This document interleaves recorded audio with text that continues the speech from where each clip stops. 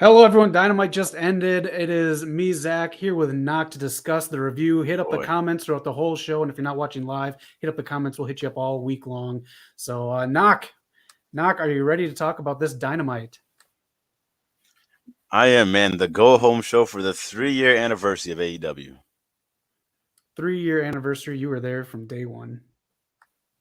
We literally were. Me and Eric luckily got to go to Double or Nothing 2019, the last AEW Double or Nothing with a full crowd. Yep. Prime time. How you doing, buddy? Welcome to the chat and Carnage Yo. Rage. First off, we got to talk about what happened at the end of the Ring of Honor tag team title match. We'll get there. Carnage. We're going to go segment by segment throughout the show. you know Carnage needs his NJPW, man. Come on. Carnage, we want you chatting big time during that. Big stack match. They put a lot of stuff in between too, but a lot of stuff going on here that was advertised. Let's get into it with number one. I thought this was going to be the main event, but it wasn't. The steel cage match, Shawn Spears versus Wardlow and MJF as the special guest referee. What'd you think? I was shocked it wasn't the main event. I thought like they built it up as the main event. They got the poster for it. I thought Shawn Spears finally get a main event moment, but MJF, great heel ref. He tried to rip a guy's sign, wasn't working out for him. Wardlow, he said it in the control center. Shawn Spears gave a great promo in the control center. Wardlow, first guy in the cage match, first guy in the octagon, and first guy in the blood and guts. And now this is his domain, finally getting a win in the cage. I kind of expected to go a little differently. I thought he'd beat up MJF and then use his hand to count the pin. This way, work two with another ref coming in. I thought it was a solid match. Yeah, I thought it was too. Nothing too outrageous, but why do outrageous when you got a big pay-per-view coming up this weekend? Yeah, exactly. You got to keep these guys safe. Wardlow with the Superman entrance, man. You think he'll eventually get his music back, or should he keep doing this like no crowd and Wardlow chants? I think the music comes back. I think everything ends after he beats MJF this Sunday. Yeah, and they finally get the Wardlow is all elite poster. That's right. Yeah, Shawn Spears with his Punisher look. He clocked MJF with that chair, man. I mean, damn. That was quite a hit. And honestly, too, just AEW's production, this was the coolest shot I have of him winning that I got.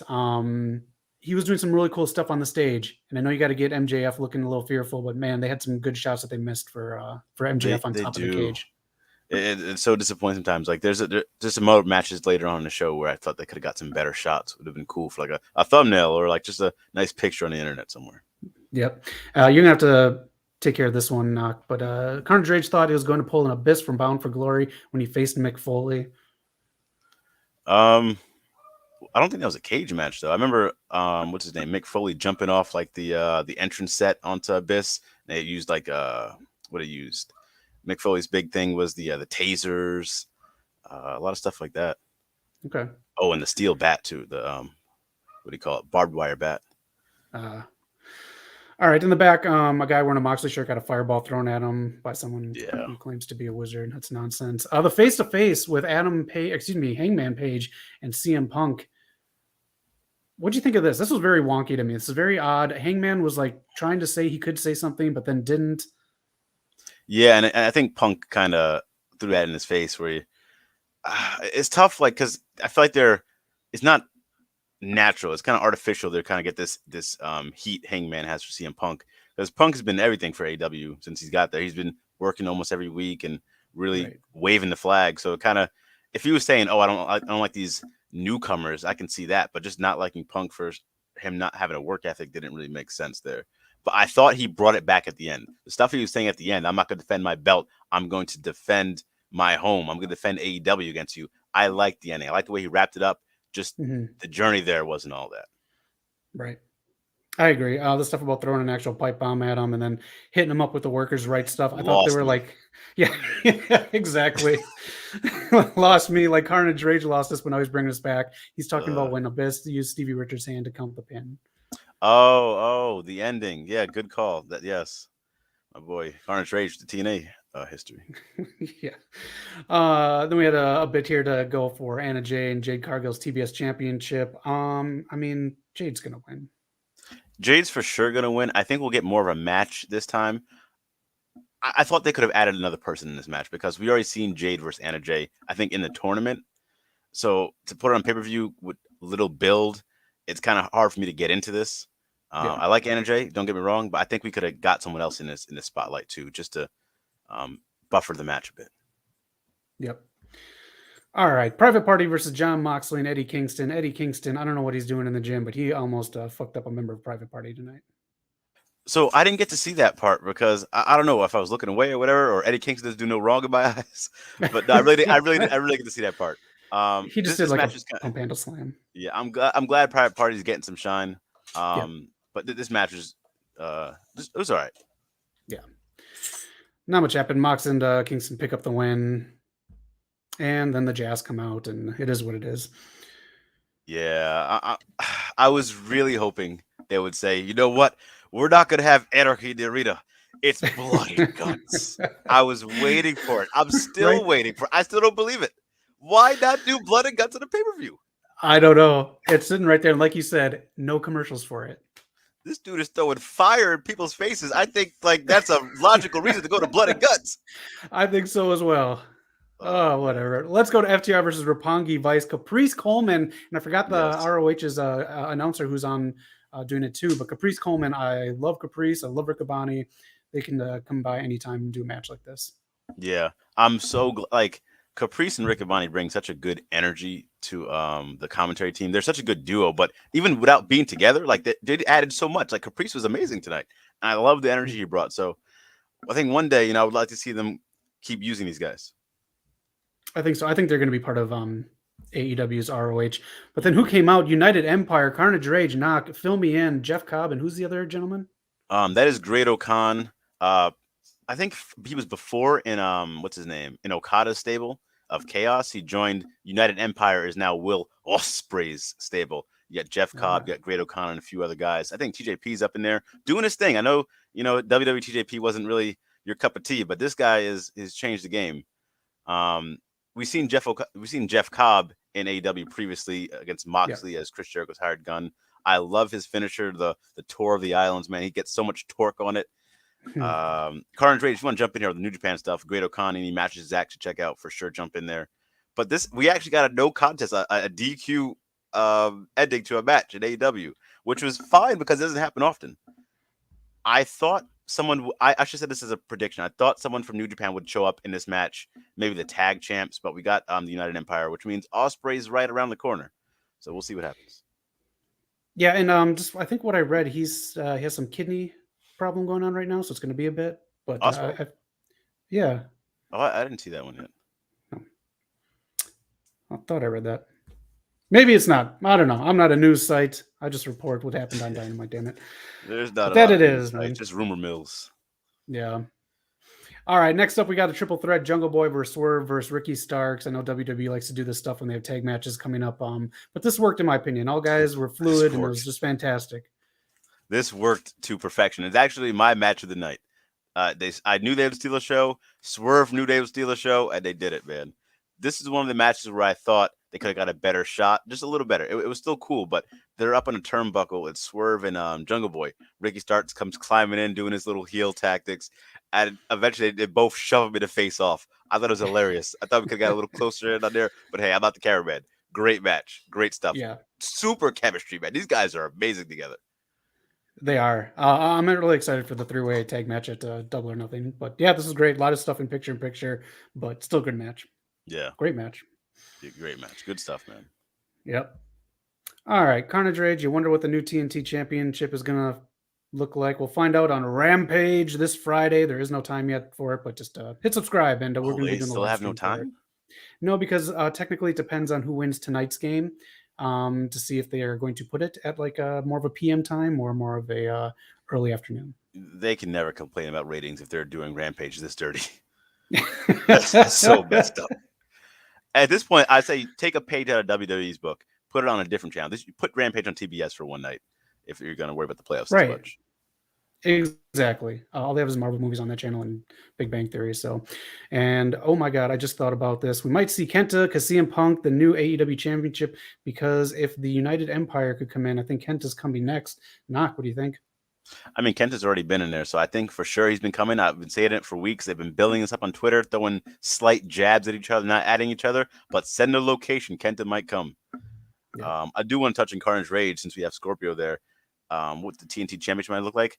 They said it's Mhm. going to make it look like Scorpio. He's a Lakers fan from LA, so I'm Oh, expecting some purple and gold in there, man. Something cool. Miro did some cool stuff with his custom belt. Sam is the only one who has not done a custom belt, so hey, I don't think we needed one of those, but I'm excited for Scorpios. yeah, I'm glad we get to find out like really soon too. So Yeah, but where's the match though? Actually, why is it not on pay-per-view? I don't know. That could easily be on the buy-in. Yeah. All right. What do you think of Thunder Rosa's promo today? Finally, we got to hear from Thunder Rosa a full promo. Um, definitely needs work. She's not bad. She brings the passion, she brings the energy, and I believe her when she talks. Definitely just needs some work. But I like that we got to that she showed without the war paint. It was just her, and I thought it was the perfect promo to deliver after Serena's last week. So we'll see how it goes. The match is gonna be amazing, by the way. But I thought they could have built this up a little more. Let Thunder Rosa be on TV. I think so too. And like, you got to do stuff in pre-production. Don't do her like the Oscars and cut her off with the music, like when she had something to say. Yeah, that too. So it's not all on her. All on her on this one. Yep. All right. Excited for the match, but yeah, the build's been what it is. And going into another match coming up on Friday, Ruby Soho and Red Velvet here. Red Velvet has a huge playbook from Chris Statlander. I don't know how you get this big of a book on one person, but Hey, Ruby Soho tosses it. She did her research, I guess. I have Chris winning though. That's my prediction. I think so as well. That's good. Yeah. All right. What do you think about this match here? The semifinals: Tony Storm versus Dr. Britt Baker, DMD. DMD, who had to have 3 different changes of flights to get there. Probably got there at the last minute. I mean, the struggle is real. I legit thought Tony was going to win this match. I was thinking before I was watching this, it'd be kind of weird if they don't have any AEW original talent in the finals of the tournament. I thought Britt was going to lose. I thought Chris was going to lose. But you know what? Britt came out there strong. Tony has had bangers of matches since she's been there. Good, solid match. Britt got the heel win, still protects Tony, and she's going on to the finals. So I think it's going to be Britt versus Chris, and it was a solid match. Yeah, I agree too. I'll say it's going to be Britt versus Ruby Soho. I think Tony's going to give her some rub. Yeah. Okay. Rematch of the Arthur Ashe Stadium match. Yep. And it seemed like Britt was kind of turning face here, not wanting Hater to come out and even questioning her, but I yeah, wonder if she's embraced playing him there. I keep Britt heel. I think she's natural. Right. Keep her face for Pittsburgh, and that is it. All right. Main event time. Samoa Joe versus Kyle O'Reilly. Some big hits in this one. Exactly what I thought it would be, man. I love the way they opened the match with just like straight up trying to strike each other. I truly believe they actually were trying to strike each other. Like they say, all right, let's play it up a little bit. Just great chemistry. If you see them in Ring of Honor, you already knew it's going to be a banger. Yeah. Yeah, I'm really happy Joe won. Carnage says in the chat, I thought about this. Is Samoa Joe does end up winning the Owen Hart Cup if he could defeat Adam Cole, baby. We might hear the Stone Pitbull theme. We could. There's a lot of guys I want to see in AEW from New Japan.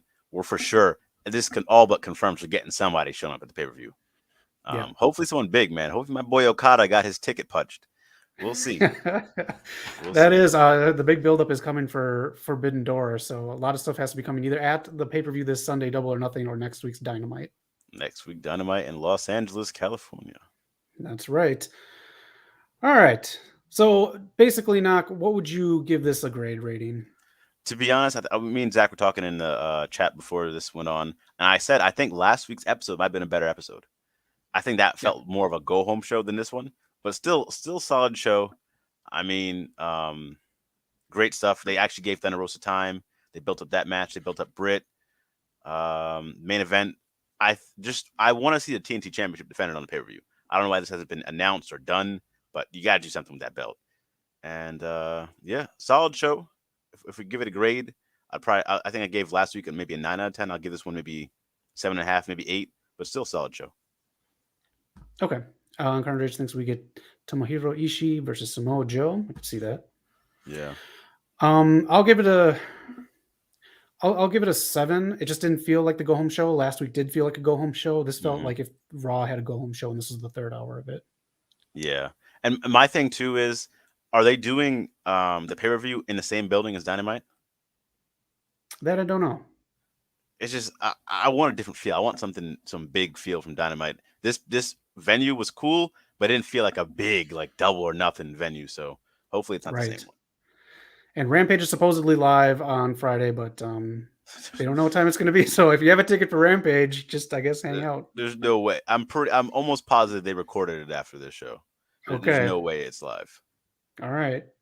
Next week is live for real because they're in a different city. If they're in the same city, it's not live. No. Next week is live here in LA, but also getting real sick and tired of the Jay Lethal versus Mojo feud already. What a big Satin thing, dude. Get ready, Carnage. That is going to be the lead up and the biggest feud going into Tony Khan's ROH. Yeah, if they start announcing plans for Ring of Honor, then okay, I'm cool with it. But don't drag out this Ring of Honor. You already lost some of the buzz from Supercard of Honor, which would have been a nice way to throw into a TV show. Yep. All right, Knock, last thing. What would you grade the build-up for Double or Nothing this weekend? Oh, man. Honestly, it really hasn't been one of the best build-ups. Like, even, like, the Hardys and the Bucks are having a match, which you don't need much build-up for that match, don't get me wrong. But I think we could have did a little more to at least get maybe the casual or maybe someone who might not have been following them since whatever a little more into it. Who else we got in there? And, again, the women's match. I haven't seen that. When was the last time Thunder Rosa has wrestled? We could have got something done with her. Had her in action on Rampage or something, but you said give it a grade for the build-up? If you could. Probably a 7 out of 10. Not bad because I know the match is going to deliver, but they could have done a little better with the promo work and segments. I'll give it the same. Young Bucks are going to be on Rampage, so I'm sure the Hardys will come up for that. But yeah. No Darby either. No Darby. I'll give him a month off. His body deserves it.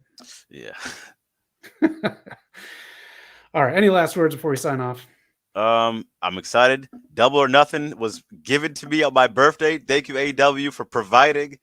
Carnage Rage, primetime in the chat. I saw you guys. Appreciate you for always joining in, jumping on like you guys do and giving the comments. Zach, thanks again for having me. We'll see you guys for the podcast.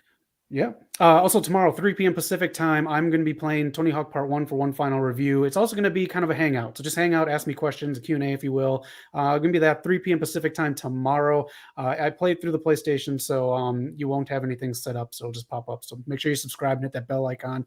Also, Rampage has no time on Friday, but whenever the fuck it is, we'll be doing a live stream for that. And of course, this weekend, we'll be celebrating 3 years since Double or Nothing. Yes. Knock and Eric were there at the original, so we'll have a lot to talk about and celebrate AEW as your big preview into Double or Nothing this weekend. So that is it. Make sure you hit like, hit subscribe, all that good stuff. Make some comments. We'll talk to you all night long and talk Double or Nothing, call Dynamite and all that stuff. So that's it. Knock, thanks for joining. Always a pleasure to talk about Dynamite with you. All right, everyone, take care. Have a great rest of your week. Join me tomorrow. Join us all through the weekend. Hit subscribe, hit like, and be excellent to each other. Have a good night, everyone. Peace out, everybody.